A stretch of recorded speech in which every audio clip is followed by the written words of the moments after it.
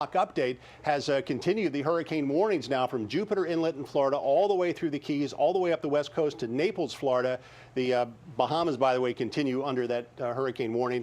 And then there's storm surge warning for South Florida as well, where parts of that area could get 5 to 10 foot storm surge and waves on top of that. So here's the official track right now located at a position 270 miles east of Caybaran, Cuba, for Caribbean, if I mispronounced it, sorry. It's expected to make a left-hand turn and come north by late tomorrow night, Sunday morning, near South Florida as a Category 4 storm, 145-mile-per-hour sustained winds.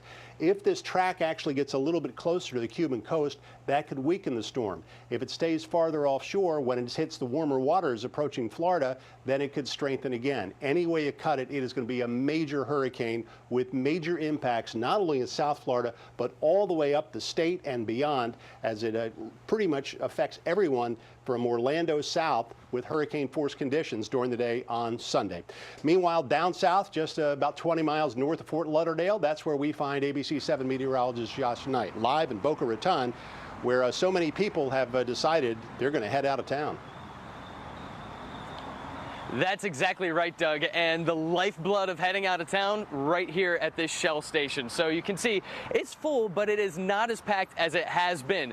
Earlier this week and yesterday even, that line wrapped out of the parking lot down the road for at least a few more blocks. So easier to get in here, but thank goodness there is some gas, because there have been times where they're just down to Supreme or that sort of thing. Jeffrey here just filled up the station. Yesterday, this place got 4 truckloads of gas, and he's about to pull out of here back to the Port Everglades, pick up some more. But he told us that some of these stations he's had a tough time getting into. Pretty busy. This company does 24/7, so working shifts. I work at 5, I'm finished at 5. Another guy takes a truck 5 to 5, so it's non-stop. Just non-stop. And what kind of response are you getting when you pull up to gas stations? People say thank you, good job. Some of them get it out of the way, they need the gas. That's a different response, but most of them are positive. He was saying some of those gas stations are so packed that he has to have a police escort to get in there and bring the new fuel. So at least things are moving smoothly, but sometimes there are a few hiccups. What you can see behind us here, this is actually the Florida Turnpike. Some good news there is that tolls have been waived for evacuees. So at least one more thing in people's favor who are heeding this storm and trying to get out of town. Back inside to you guys. All right, thanks. Josh Knight reporting for us from Boca Raton. Well, from people trying to leave Florida to people who have already made it out and came here to the DMV, Ryan Hughes spoke to people at a rest stop in Dale City along I-95. Floridians are hitting the highways and getting out of harm's way. It's a race to outrun this deadly storm. And all morning long, we've been finding families fleeing from Hurricane Irma. You can see one Florida license plate after the next here at the Dale City rest stop.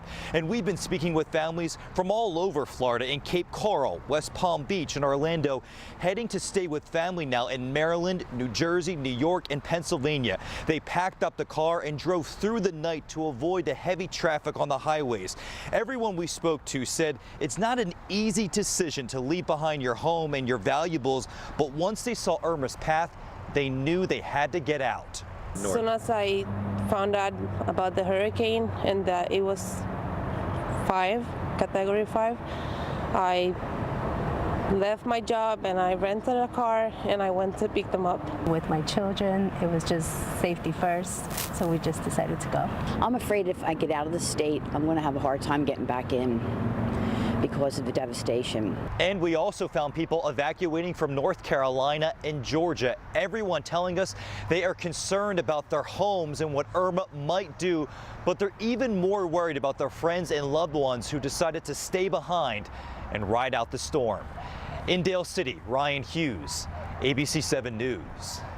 Well, we are covering every angle of this storm as it barrels its way towards Florida. ABC 7's Brad Bell and meteorologist Josh Knight are in Florida. They'll have live reports this evening and throughout the weekend as the storm approaches.